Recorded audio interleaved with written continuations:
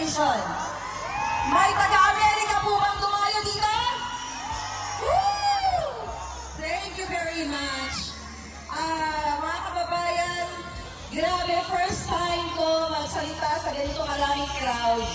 Madalas kasi nasa kusina lang ako, nasa isang sulok lang ng bahay, but now, ramdam ko yung inyong warm bodies! Buhay na buhay ang Pinky Trolls! Okay, meron po tayong inanda para sa ating mga friends sa ICC.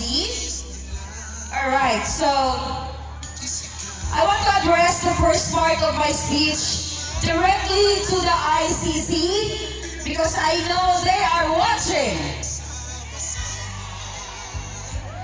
I stand before you today to challenge the very principles that ICC claims to uphold its mission and vision and to question the integrity of its actions. The ICC states that its mission is to investigate, prosecute, and try individuals accused of the most serious crimes, genocide, crimes against humanity, war crimes, and aggression. But I ask, does this mission not require due process? In the case of President Rodrigo Roa Duterte, we have witnessed a direct violation of that principle.